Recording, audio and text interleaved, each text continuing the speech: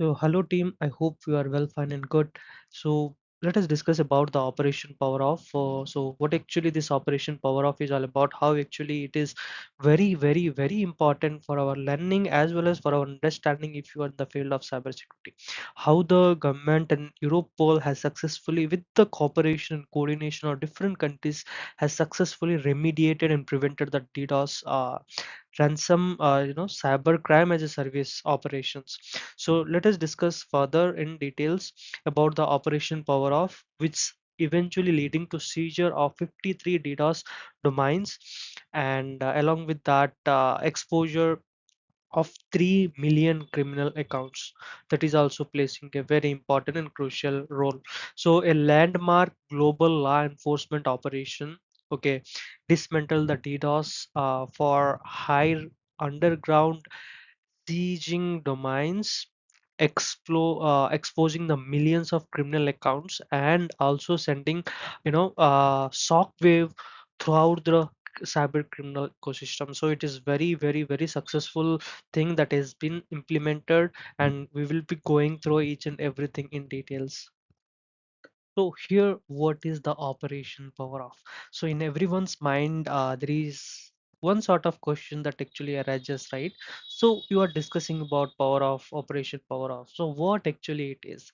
So let us discuss in details. You'll be having this right so in your screen, like it's a long running crackdown. Why it is called as a long running crackdown, folks? Because a global, let me read it out. So a global law enforcement initiative, right? So which has even been activated long past, I can say 2020, 2018, I can say. So which actually the main motto or the idea of this law enforcement is to target the DDoS for hired platforms. So what is this DDoS for hired platform is all about? It is known as a booster and stressor services. Okay, so which is eventually been led by Europol, the FBI. Okay, along with that, with reference to with the help of this, right, and multiple national police forces also been interrupted or also been involved in this operation since the shutdown of the illegal DOS market space and identify their user. Okay, so who are the countries which are being involved? What are the countries, different countries that are being involved here? That is 21 countries eventually been involved in this operation, so including the US, UK, Germany, Japan, and many more. So this shows a mass scale coordination across the border. Even I can highlight it. Okay, so coming to the latest 2026 operation key actions, so eventually it is leading to seizure of 53 domains, okay, where the DDoS service domains were taken offline, okay, which are being actively exploiting the things, and four even been made arrest, and 25 search warrant has been granted, and 75,000 plus warning has been initiated to the direct users. Okay, for the second topic that we need to discuss is all about what are the DDoS for hire services all about. So what actually it is. So cybercrime as a service, right? So booster and thresher platform has our online market space where anyone can pay to launch any kind of DDoS attacks, where there is no sort of technical requirements are being required. Along with that, there were that they have dramatically lowered the barrier to enter the cybercrime. So here the common use cases that we have to understand is all about the website takedown and disruption. Along with that, gaming attacks and knocking up opponents offline. Then after extraction of businesses and individuals like competitor disruption in commercial market. So these platforms eventually turning into a sophisticated cyber attacks into a single frame of launch of services that makes them one of the most dangerous known cybercrime, okay, or the scale of cybercrime. And then after biggest impact, I can let us discuss about the biggest impact, that is all about the 3 million criminal accounts exposure.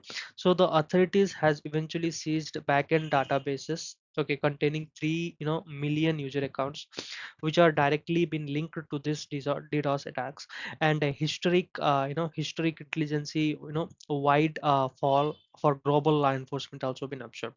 3 plus million, which I have already highlighted, user account been exposed. 53 domains seized, illegal DDoS market space takedown has been identified, and 75k plus warning notice been sent, and 21 countries have been involved in this operation, where the law enforcement now hold emails, username, and payments, everything. Okay, so coming to the who were the users, what are the sort of users who have been involved here. The broad spectrum of offenders here are about 75,000 active users who are being identified in the seizure of database. The user usually base was from diversified nations that are traditional cybercrime profiles, okay, spanning from the teenagers to organized cyber criminal groups. So even the low skilled who are simply paid for the service are now fully traceable, okay, because anonymity is no longer a slit. So this operation signals a fundamental shift, okay, using a paid DOS tool is eventually no longer a victimless or as consequences act free act, I can say. Every transition login and the attacks are now being handled and being governed by the law enforcement, and 25 other countries are involved. So who are the main users? Script kidders, like low skilled user leveraging paid tool with no coding knowledge. Gamers, players with DDoS to gain unified advantage in online gaming.